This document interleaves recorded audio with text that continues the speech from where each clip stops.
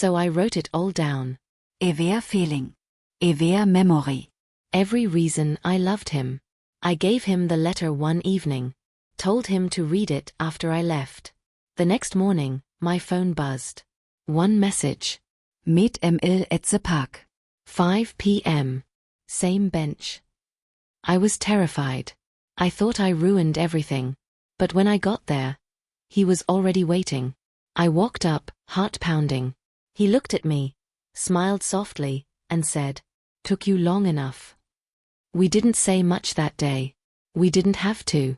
That's the thing about real love. Sometimes it lives in the spaces between the words.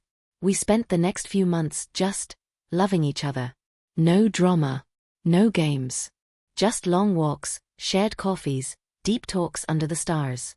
He made me feel seen, heard, held. One evening, on a rooftop lit by fairy lights, I gave him a ring. No kneeling. No big speech. Just a small box, and a trembling hand.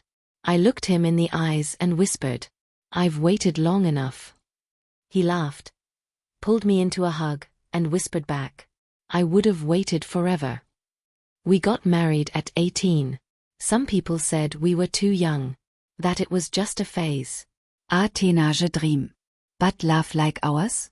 It doesn't check a calendar. It doesn't ask permission. It just chooses. Quietly. Deeply. Forever. Today. I look at him, my best friend, my husband, my once class fellow.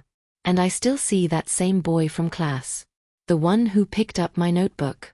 The one who smiled without needing to say anything. When I was 16, I fell in love. When I was 18, I married him. And today, I still fall for him every single day. Speech balloon. Some love stories don't need years to grow, they just need one real mom. When I was 16, I fell in love. And he didn't even know it. He was my class fellow. The boy who always smiled when he entered the room. Who helped the teacher without being asked.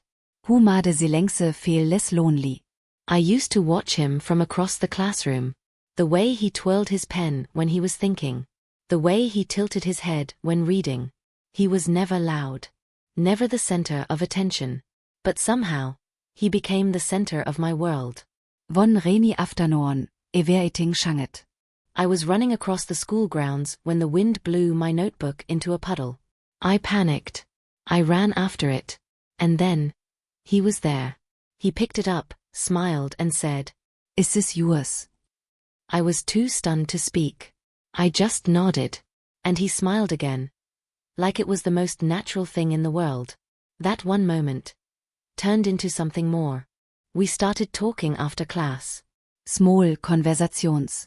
Shared smiles. Kviet valks to the gate. We became friends. Real friends. I got to know the boy behind the längse.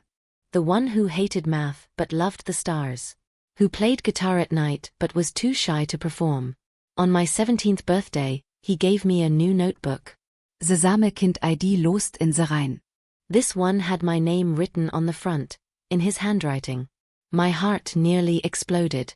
I wanted to tell him right there. But I didn't. I was still scared. What if he didn't feel the same?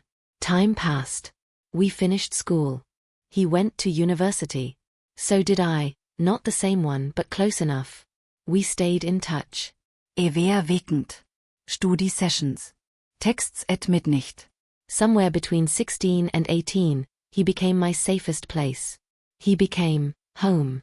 One night, I was lying in bed, scrolling through our old messages.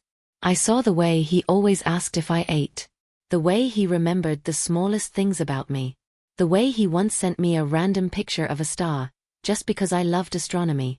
And I thought, maybe he feels it too.